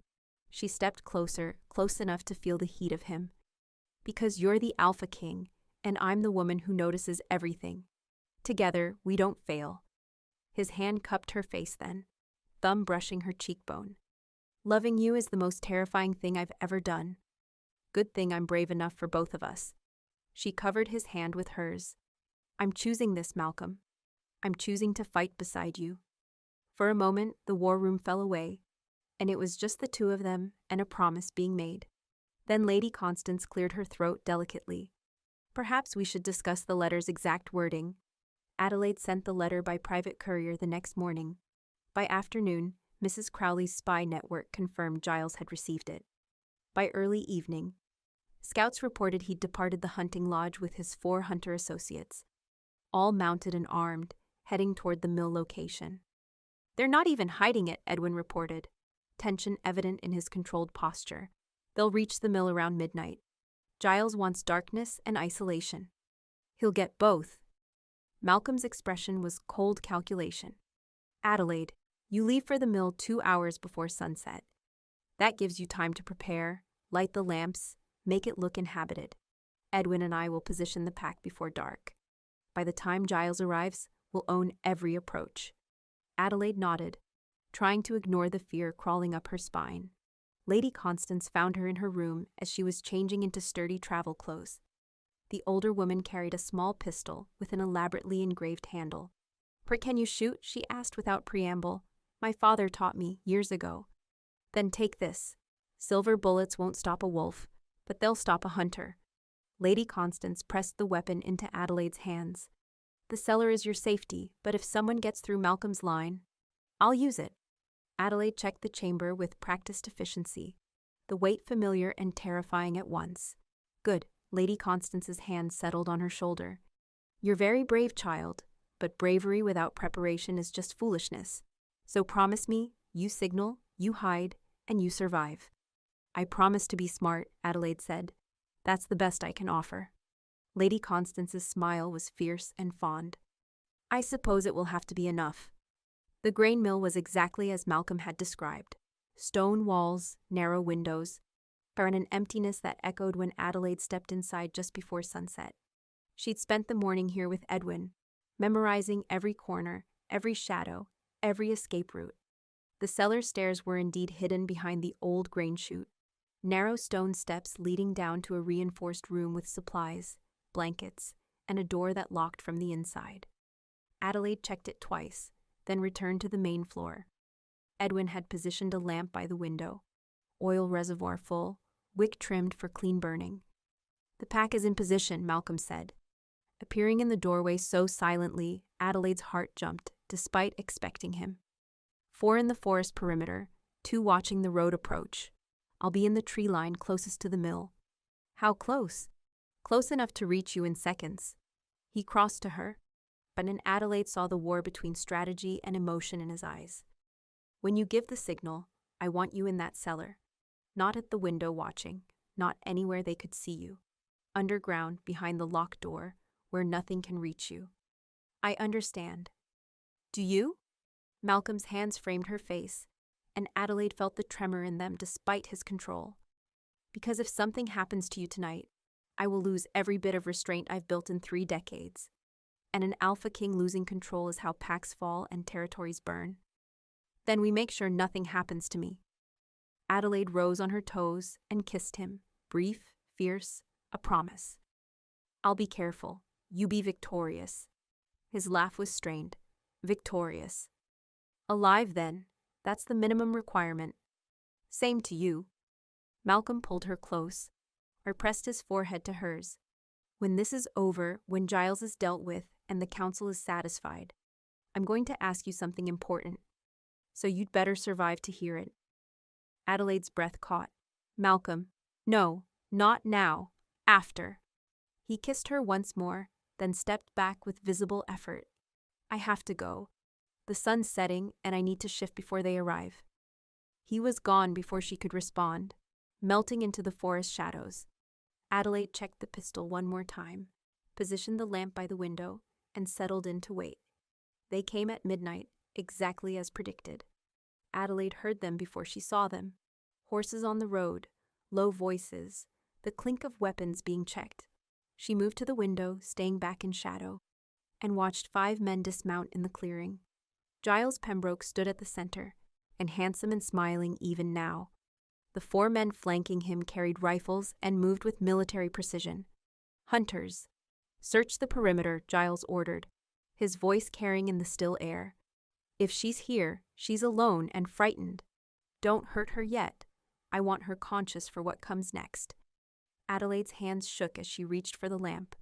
3 short flashes, the signal, darkness, then light, darkness, light, darkness. Done. She turned toward the cellar stairs and froze. One of the hunters was walking directly toward the mill entrance, fast. He'd reach the door in seconds, cutting off her path to the cellar, which required crossing open floor space. Adelaide's tactical mind raced. Cellar meant safety, but crossing 10 feet of exposed floor. The grain chute hid the cellar entrance, but she'd be visible getting there. Upstairs was closer, the staircase was directly beside her, concealed in shadow. The door latch rattled. Adelaide made her choice. She slipped up the narrow stairs, pistol in hand, using the darkness and her memorized knowledge of the layout. The upper level was smaller, with rafters and old grain sacks providing cover. She pressed herself behind a support beam, barely breathing. The door below crashed open. "Miss Mercer?" The hunter's voice was mocking. "Mr. Pembroke would like a word." Footsteps on the ground floor, slow, methodical, searching. Adelaide remained absolutely still. Through gaps in the floorboards, she could see his shadow moving below. Then, chaos erupted outside. A wolf's howl split the night. Not one voice, but several, harmonizing in a sound that raised every hair on Adelaide's body, and the battle cry of a pack defending territory. The hunter below swore viciously.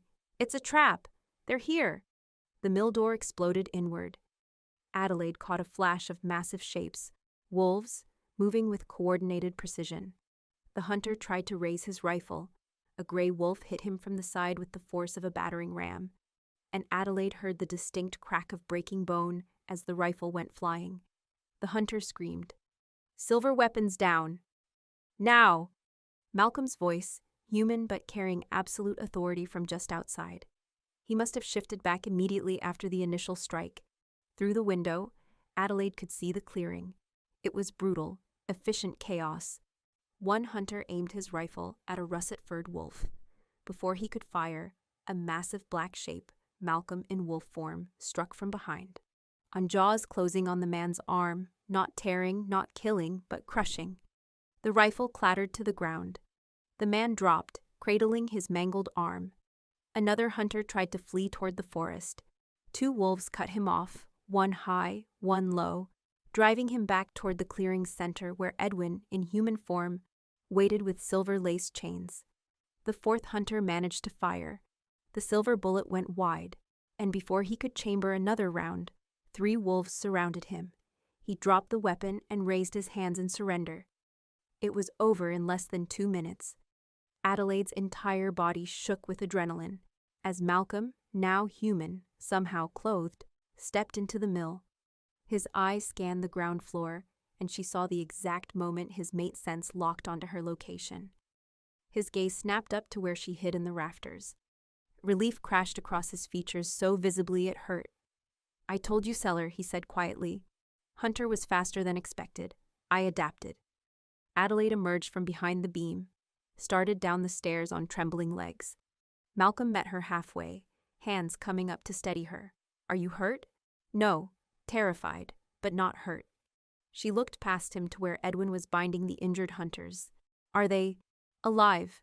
Broken bones, dislocated shoulders, crushed hands, nothing fatal." "Pack protocol." Malcolm's jaw tightened, then deliberately relaxed. "They'll heal, eventually." Adelaide nodded, then turned as she heard Giles's voice from outside. "You're the one they call Alpha King." Giles's tone was still smooth despite being surrounded by wolves. I wondered if the rumors were true. Malcolm released Adelaide and stepped outside. She followed, staying close. Giles stood in the clearing's center, flanked by 2 wolves who watched him with predatory patience. His hunters sat against the mill wall, bound and injured. The rumors are true, Malcolm said softly. And you're trespassing on my territory with armed hunters and intent to harm my mate. That's a death sentence under pack law. Is it? Giles laughed, and Adelaide heard the edge of hysteria beneath the bravado. I'm human nobility. You kill me, and you'll have human authorities and the Hunter Guild both demanding answers. You'll be exposed, hunted, your precious secret revealed to every newspaper in England. You'll be finished. I don't kill, Malcolm said, voice dropping to something dangerous. But there are worse things than death. He gestured to the hunters. Ask your men how it feels to have every bone in their sword arm broken. Ask them how long silver burns take to heal when you're only human. Ask them how it feels to know they failed completely because they underestimated what they were hunting. A pause. Adelaide watched calculation flash across Giles's face, weighing options, searching for leverage. My family has connections, Giles tried. The Hunter Guild will come for you. My father sits on the council of... Your father, Malcolm interrupted, sits on a council of human bureaucrats with no idea what you've been doing. And by tomorrow, he'll know exactly what kind of monster he raised. You have no proof. I have your attempted murder of a nobleman's protected mate. I have 4 armed hunters on my territory. I have your history of assault spanning 5 years. Malcolm's smile was cold. And I'm about to have your signed confession of everything you've done.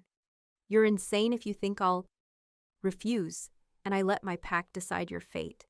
They're less patient than I am. Malcolm's voice dropped lower. Or perhaps I let Adelaide decide. You tried to ruin her after all. Seems fair she gets a say in your punishment. Giles's gaze flicked to Adelaide, and she saw real fear there for the first time. What do you want? He asked finally. Confession. Every woman you've assaulted. Every life you've tried to ruin. Names, dates, details. Malcolm's expression was merciless. You write it all down, you sign it, and you surrender yourself to human authorities for trial. And if I do that, you let me go. I let you live? In a prison cell? Where you belong, Malcolm paused. You have 30 seconds to decide. After that, I let my pack have their way. They're very creative when it comes to justice. A wolf, the gray one who'd taken down the first hunter, growled low and continuous. The sound vibrated through the ground. Adelaide counted silently. At 25 seconds, Giles broke. Fine, I'll write your damned confession.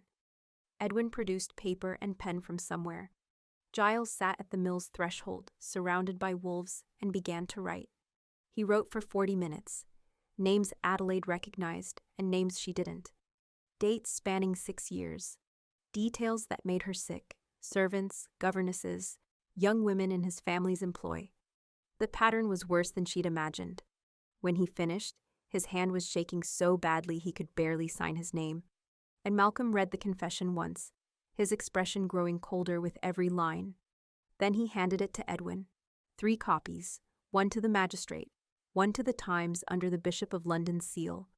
Our pack controls the printing house, so publication is guaranteed, and one held by pack security. Let the human courts decide his fate. What about them? Edwin gestured to the hunters. Broken weapons, broken bones, clear message. Malcolm's voice was hard. They crawl back to their guild and explain how badly they underestimated pack territory. Include a note. Any hunter who enters my lands again will not be shown the same mercy. This is their only warning. He turned to Giles. 2 pack members will escort you to the nearest constable. You'll surrender yourself and the confession. If you run, if you recant, if you try anything at all, my pack will find you, and next time I will let them be creative. Giles said nothing, just stood there, all his charm and arrogance stripped away, leaving only a small, scared man who'd finally met consequences he couldn't buy or charm his way out of. 2 wolves, shifted pack members in animal form, herded him toward horses. The injured hunters were loaded into a cart with far less care. As they disappeared down the road, Adelaide felt her legs go weak. Malcolm was beside her instantly. Inside, Now. He guided her into the mill, and the moment they were alone, he pulled her into his arms with enough force to lift her off her feet. Never again, he said against her hair, voice raw. Never again do you put yourself in danger like that. We won. Adelaide's voice was muffled against his chest, her own arms tight around him. Your territory is defended. The council can't call me a liability when I'm the one who set the trap that protected your pack. I know. Malcolm pulled back just enough to see her face, his hands framing it with a gentleness that contradicted his intensity. And I'm still terrified. Do you understand? Loving you is terrifying. The word landed like a thunderclap. Loving me? Adelaide whispered. Yes. His thumb brushed her cheekbone, and she felt it tremble. I love you. I've loved you since you catalogued exits in a locked room and refused to panic. I love your courage and your mind and the way you choose to fight instead of hide. I love that you're standing here victorious when you should be traumatized. I love all of it, all of you. Adelaide's eyes burned. I love you too. Even though you're impossible and terrifying and a literal wolf who just coordinated a military operation. Especially because of that, Malcolm corrected and kissed her. This kiss was different from the desperate ones before. This was celebration and relief and promise all at once. Victory and survival and choosing each other despite every obstacle. When they broke apart, Edwin appeared in the doorway and cleared his throat. The council arrives at dawn. They'll want a full report. Then we'll give them one. Malcolm kept one arm around Adelaide, pulling her against his side. They wanted proof she's essential. They'll get testimonies from 6 pack members about how her intelligence prevented a hunter massacre and protected our secrecy. Will it be enough? Adelaide asked. It will? Edwin's smile was genuine. Because the Alpha King doesn't lose, and neither, apparently, does his mate. The council convened in Malcolm's formal hall at dawn, 7 regional alphas who governed supernatural law across England. They served as advisors and checks on Alpha King authority, their collective vote able to challenge decisions that affected all packs. Malcolm stood before them with Adelaide at his side, Edwin presenting the evidence, written testimonies from 6 pack members, Giles's signed confession, the captured hunter weapons. You claim the human female is essential to pack interests, Council Leader Thornbridge said, his silver hair and ancient eyes marking him as old blood alpha. Yet this appears to be a human matter resolved with pack force. This was a hunter incursion on pack territory, Malcolm corrected. Adelaide Mercer identified the threat pattern before my own intelligence network. She designed the trap that allowed us to neutralize 6 armed hunters without casualties, deaths, or exposure. That's not human concerns. That's territory defense at the highest level. Using herself as bait. Another council member, Alpha Cortez, spoke up. Reckless. Strategic, Adelaide corrected before Malcolm could respond. Lord Redwine didn't order me into danger. I volunteered because I saw what others missed. That's what I do. I notice patterns, predict threats, and provide intelligence that bridges human and supernatural worlds. Thornbridge's gaze settled on her with unnerving focus. You're not afraid of this council. I'm terrified, Adelaide said honestly. But fear doesn't make my decisions. Logic and courage do. And logically, I know I've proven my value. Anything else is politics. A brief silence. Then Thornbridge's mouth twitched, almost a smile. The Alpha King claims you've also improved household security, identified internal theft, and gathered evidence that removed a hunter-connected predator from circulation, he continued. Impressive for a human with no pack ties, and less than a month's involvement. I do what I'm good at, sir, Adelaide's voice remained steady. And I'll continue doing it whether you approve or not. I'm not leaving Malcolm. The only question is whether you'll fight us or accept that I'm an asset. Bold words, Alpha Cortez leaned forward. But boldness without backing is just noise. Why should we believe you'll remain loyal to pack interests? What binds you beyond infatuation with our Alpha King? Adelaide met his gaze without flinching. I'm choosing this life with open eyes. I know the dangers, the secrecy, the complications. I'm choosing it anyway because I've seen what Malcolm protects. Not just territory, but people. Safety. Justice. That matters more to me than an easy life. And if we demanded you leave? Thornbridge asked quietly. If we ruled against the Alpha King's choice? Then you'd be making a mistake, Adelaide said. But I'd respect your authority while Malcolm determined his response. I won't be the reason pack law fractures. Malcolm's hand found hers, squeezed once. Pride radiated from him. Thornbridge exchanged glances with the other council members. Some silent communication passed between them. The council will deliberate, he said. Turned briefly, they withdrew to the far end of the hall, voices low. Malcolm and Adelaide waited, hands still joined. 5 minutes passed, then 10.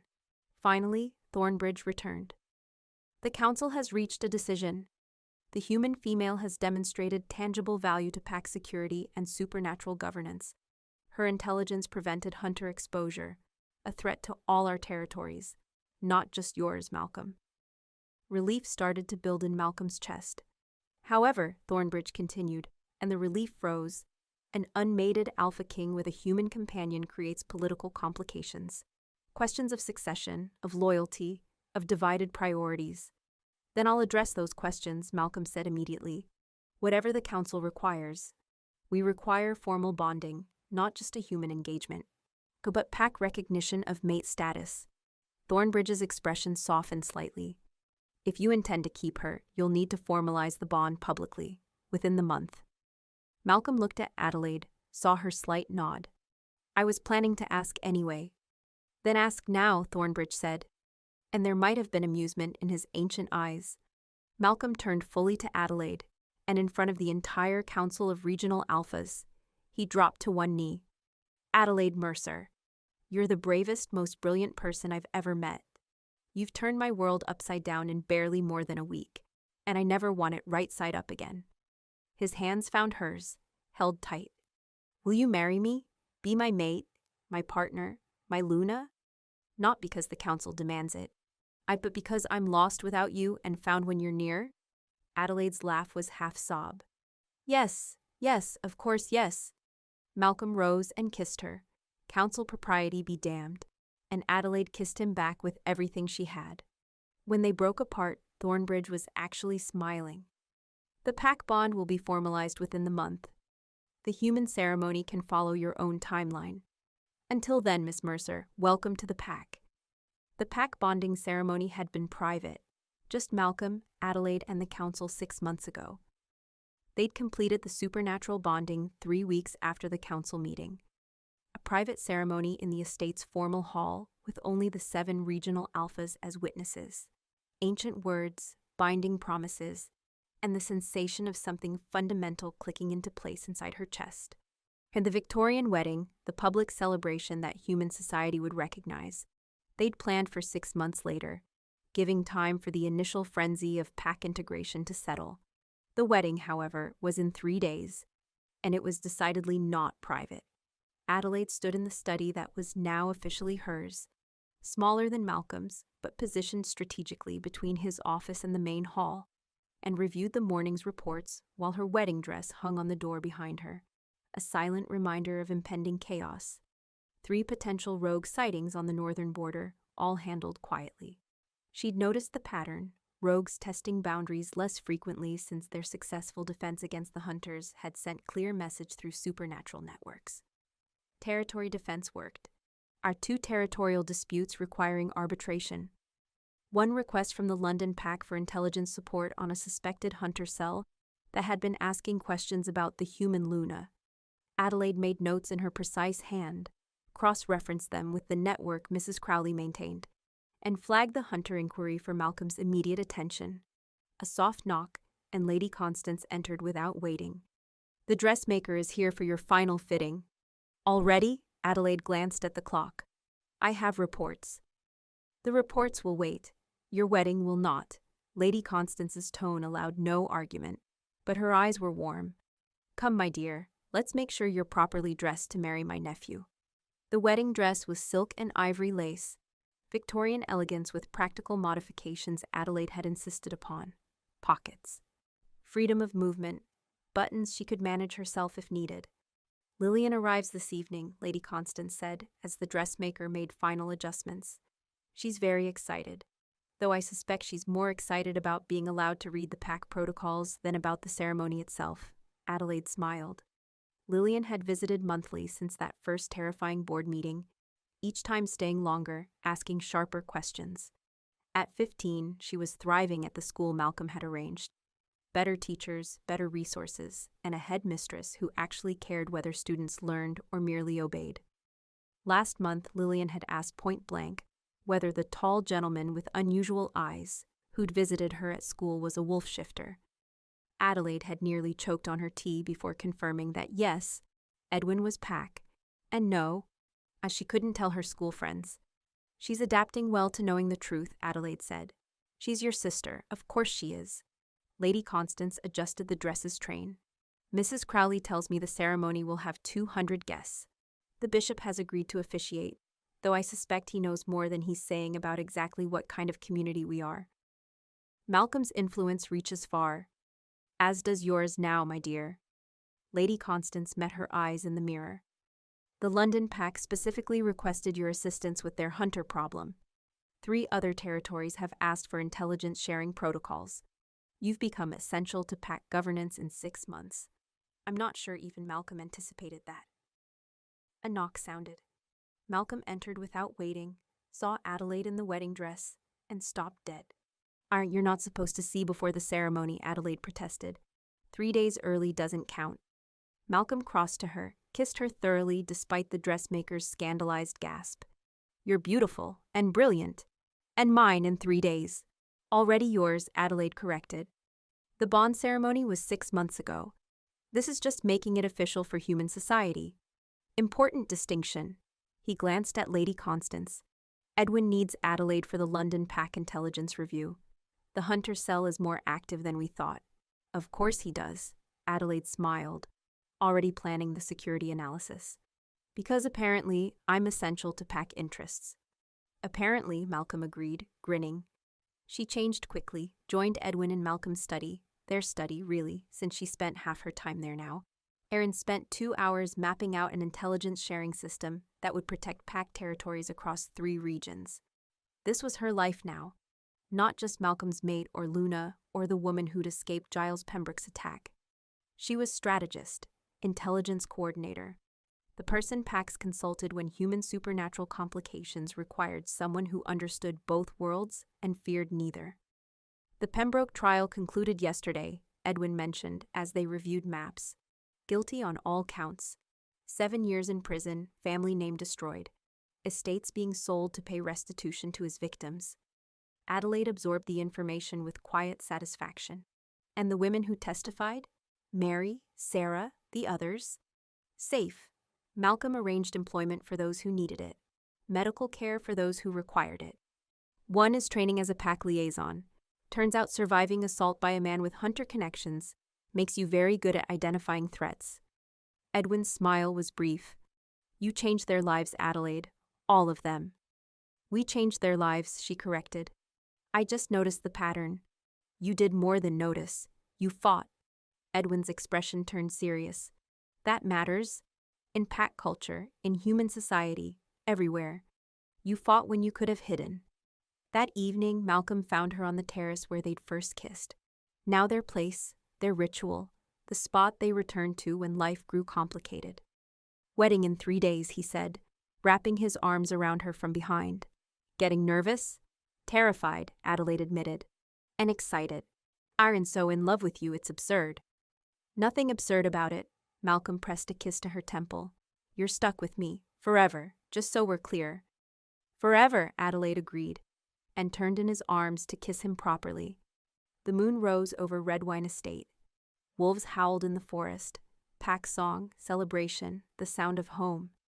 And Adelaide Mercer, who'd started invisible and become indispensable, who'd chosen courage over safety and partnership over isolation, smiled against her mate's lips and thought about the future. 3 days until the wedding.